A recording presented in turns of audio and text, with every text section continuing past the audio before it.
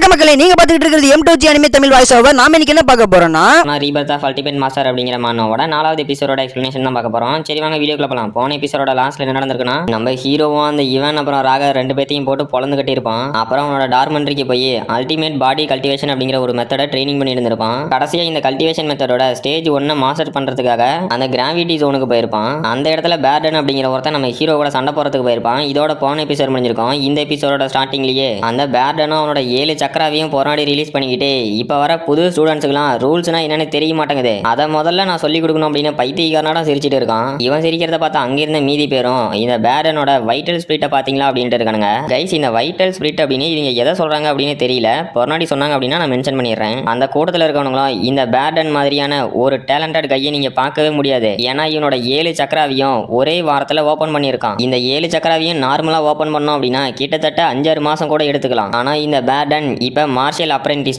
இல்ல marshal warrior அப்படிங்கிற ஸ்டேஜுக்கு போயிட்டான். அப்புறம் அவனோட வைட்டல் ஸ்பிரிட் லைட் மாதிரி வெளியே வருது, அது பிரஷரை கிரியேட் பண்ண பாக்குது அப்படின்னு ஒருத்தன் சொல்றான். இன்னொருத்தனும் இவன் கூடிய சீக்கிரத்திலேயே ஆர்ஜின் இடத்தை கூட ரீச் பண்ணிடுவான் நடக்குது அப்படின்னு ஷாக்லயே பாக்குறான். அந்த பேர்டனும் டே முட்டாள், இன்னைக்கு நான் கொஞ்சம் நல்ல மூட்ல இருக்கேன், அதனால உன்னை கொல்லாம உன்னோட ஒரு சில எலும்பை மட்டும் நொறுக்கிறேன், இதை வாங்கிக்கோடா அப்படின்னு ஹீரோ அட்டாக் பண்ண போறான். ஹீரோவும் அவனை கண்டுக்காம டே நீ டைகர் ஃபீஸ்ட்டை யூஸ் பண்ணி என்ன ஆம்புஷ் பண்ணலான்னு தான் நினைக்கிறேன், உன்னால அந்த பவர் லெவலோட வைபை கரெக்டா டாமினேட் பண்ண முடியல, உனக்கு இந்த டைகர் ஃபீஸ்ட் டெக்னிக்கை யூஸ் பண்ண மட்டும் தான் தெரிஞ்சிருக்கு, இதை நீ இன்னும் மாஸ்டர் பண்ணல, அதனால அந்த வேலையை முதல்ல பாடுறா அப்படின்னு அவனை கலாய்ச்சி விட்டு போறான். இதை கேட்ட அங்கிருந்த மீதி ஸ்டூடெண்ட்ஸ் சும்மா இருப்பானுங்களா, டே அங்க பாத்தீங்களா இந்த பேர்டன் வெறும் வெத்து பீஸ் ஆடுனாங்குது, அது மட்டும் இல்லாம யாரா இவன் 7 சக்கராவையும் ஓபன் பண்ண ஒருத்தன் கூட சிங்கிள் சக்கராவை கூட ஓபன் பண்ணாம இவ்வளவு தைரியமா பேசுறான். என்னதான் இருந்தாலும் இவன் சொல்றது கரெக்டா தான் இருக்கு, ஏன்னா இந்த பேர்டன் எல்லாமே தியரியா தான் படிச்சு வச்சிருக்கான், எதையுமே பிராக்டிஸ் பண்ணல அப்படின்னு கலாய்க்கிறானுங்க. அந்த பேர்டன்லாம் வெறி ஆயிட்டு டே உனக்கு கருணை காட்டலாம்னு நினைச்சது என்னோட தப்பு தான், செத்து போட அப்படின்னு ஹீரோ அட்டாக் பண்ண வரான். ஹீரோவும் நீ சொன்னா திருந்த மாட்ட,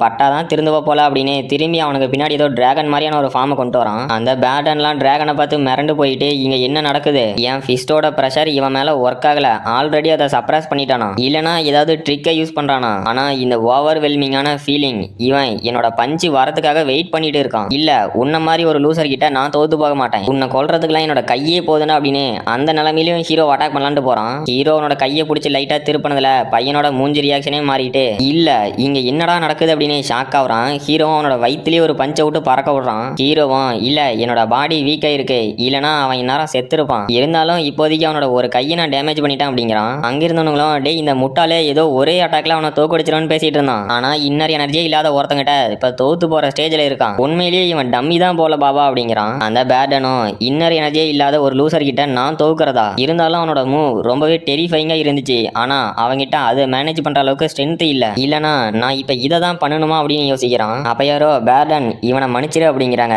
அவனும் இல்ல ஒரு நிமிஷம் நார்மா 5 நிமிஷம் வெயிட் பண்ண அப்படின்னா இந்த முட்டாளோட கதையை முடிச்சு அந்த கிராவிட்டி ரூமை உனக்காக தரேன் அப்படிங்கிறான். அங்க வந்த பொண்ணும் உற்று அவனே அந்த கிராவிட்டி ரூமுக்கு ஃபர்ஸ்ட் போட்டோம் அப்படிங்கிறா. இவளோட பேரு நார்மா லாய்டு. ஹீரோவும் இது நீயான்னு கேக்குறான். அந்த நார்மாவும் நான் கொஞ்சம் கூட எதிர்பார்க்கல, உன்னால கல்டிவேட் பண்ண முடியல அப்படின்னதும் நீ ஸ்ட்ரென்த்தை கெயின் பண்ண ஆரம்பிச்சிட்டியா, அப்புறம் நீ இப்ப பண்ணணுமோ நல்லா தான் இருந்துச்சு, என்னதான் உங்ககிட்ட ஸ்ட்ரென்த் இல்லைனாலும் ஏதோ ஒண்ணு உங்ககிட்ட சஸ்பீஷியஸா இருக்கு அப்படிங்கிறா. ஹீரோவும் நீ கரெக்டா கண்டுபிடிச்சிட்டேன்னு கேக்குறான். அந்த பேர்டனும் நார்மா உனக்கு இவனை தெரியுமான்னு கேக்குறான். அவளும் டே உன்னால என்னை எப்பவுமே தோக்கடிக்க முடியாது, நம்மளோட பவர் டிஃபரன்ஸ் இருக்க அதிகமாயிட்டு போயிட்டே தான் இருக்கு, என்ன வால்டன் ஃபேமிலியோட யங் மாஸ்டர் உங்களால கல்டிவேட்டே பண்ண முடியல, எதுக்காக உங்க ஃபியூச்சரை நினைச்சு கவலைப்படுறீங்க, இதை இப்படியே விட்டுருங்க அப்படிங்கிறா. அந்த பேர்டனும் ஓ நீ தான் அந்த வாட்சன் ஃபேமிலியோட யங் மாஸ்டர், ஃபேமஸான ட்ராஷா, நீயாடா இவ்வளவு நேரம் என்கிட்ட இவ்வளவு திமிரா பேசிட்டு இருந்த அப்படின்னு சிரிக்கிறான். அங்க இருக்கவங்களும் ஓ இவன் தான் அந்த வாட்சன் ஃபேமிலியில இருக்க இன்னர் எனர்ஜியே இல்லாத லூசரா, ஆமா நாங்க கேள்விப்பட்டோம் ரிஃபைனர் யூனியனாலேயே இவனோட கல்டிவேஷன் ப்ராப்ளத்தை சால்வ் பண்ண முடியலையும், அது மட்டும் இல்லாம நார்மா இவனுக்கு வேணும் அப்படின்னு ஆசைப்பட்டிருக்கான். இந்த முட்டாள் என்னதான் ரொம்ப பணக்காரனா இருந்தாலும் பவர் அப்படிங்கிற ஒண்ணுதான் இங்க மேஜர் ரோலை பிளே பண்ணுது, சோ இந்த முட்டாளால கடைசி வரைக்கும் நார்மா பக்கத்துல கூட போக முடியாது அப்படிங்கிறானுங்க. ஹீரோவும் நான் அவேக்கன் ஆகிறதுக்கு முன்னாடி கிரிவினுக்கும் இந்த பொண்ணுக்கும் ஏதோ பிரச்சனை ஏற்பட்டிருக்கும் போல அப்படிங்கிறான். இதுக்கு முன்னாடி நம்ம ஹீரோ பாடியில இருந்தவன் இந்த நார்மாவுக்கு ப்ரப்போஸ் பண்ணியிருக்கான். அவளும் எனக்கு வரக்கூடிய ஹஸ்பண்ட் ஹீரோவா இருக்கணும், ஆனா உங்ககிட்ட இன்னர் எனர்ஜியே இல்ல, நீ வெறும் குப்பை தான், மேபி ஒன் டே நீ என்ன தோக்கடிச்சா அப்படின்னா நான் இதை ரீகன்சிடர் பண்றேன் அப்படின்னு நம்ம ஹீரோவோட ப்ரொபோசலை ரிஜெக்ட் பண்ணிட்டு போயிருக்கா. ஹீரோவும் இந்த நார்மா பேசுறதெல்லாம் கேட்டுட்டே இவ ஏதோ மிஸ் அண்டர்ஸ்டாண்ட் பண்ணிட்டாலாட்டங்குது. சரி யாருக்கு தெரியும் நான் ஸ்கார்ட் டிலானா இருந்து இந்த கிரிவின் வால்டனோட பாடியில ரீஇன்கார்னேட் ஆயிருக்கான்னு இவனுங்க கிட்ட சொன்னாலும் புரியாது அப்படிங்கிறான். அந்த பேண்டனும் இன்னாது இந்த முட்டாளுக்கு நார்மா கேக்குதா, அப்புறம் என்னடா முட்டாளே பகல்லையே கனவு காண்டிட்டு இருக்கான்னு கேக்குறான். ஹீரோவும் எனக்கு தெரிஞ்சு தப்பா நினைச்சிட்டீங்கன்னு நினைக்கிறேன். இருந்துட்டு போட்டோம். இப்ப நான் தோக்கறனா ஜெயிக்கிறனா அப்படிங்கிறது முக்கியம் இல்ல. உன் கூட நான் இங்க கண்டிப்பா சண்டை போட மாட்டேன். இங்க நடந்ததெல்லாம் மறந்துட்டு நான் போய் கல்டிவேட் பண்றேன் அப்படின்ட்டு போறான். அந்த பேட்டன்லாம் ஷாக்ல உறைஞ்சு போயிட்டு இல்ல இங்க என்ன நடக்குது, சக்கராவே ஓபன் பண்ணாத ஒரு லூசர் கிட்ட இருந்து இந்த அளவுக்கு ஓவர்வெல்மிங்கான பிரஷரா? அவனை பார்த்து நான் பயந்துட்டேனா? இல்ல நான் என்னோட மைண்டை லூஸ் பண்ணிட்டேன். இங்க என்னடா நடக்குது அப்படின்னு பேயறிஞ்ச மாதிரி உறைஞ்சு போய் நின்றுட்டு இருக்கான். அந்த நார்மாவும் ஆமா கிரிவின் சொன்னது கரெக்ட் தான், உன்னோட டைகர் ஃபிஸ்ட்டை வச்சு அவனை தோக்கடிக்க முடியாது, நீ வேணா அதை மாஸ்டர் பண்ணினீன்னா ஒரு சான்ஸ் இருக்கு, அதுவும் கன்ஃபார்ம் இல்ல அப்படின்ட்டு போறான். அங்க இருக்கவங்களும் அந்த பேட்டனை பார்த்து சிரிக்கிறானுங்க.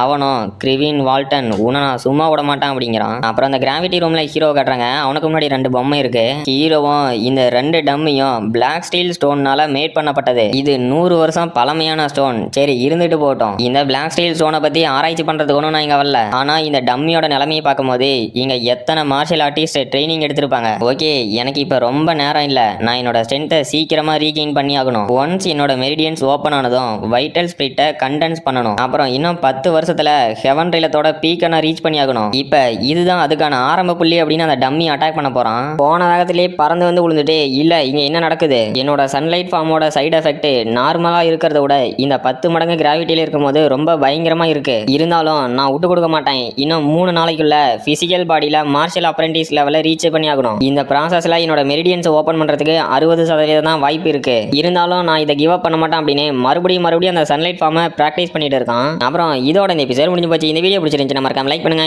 நம்ம சேனல் இன்னும் சப்ஸ்கிரைப் பண்ணலாம், சப்ஸ்கிரைப் பண்ணிட்டு பக்கத்துல இருக்க பெல் ஐக்கான ஆன் பண்ணி வச்சுக்கோங்க. அப்பதான் நாங்க போடுற வீடியோ உங்களுக்கு வந்து சேரும்.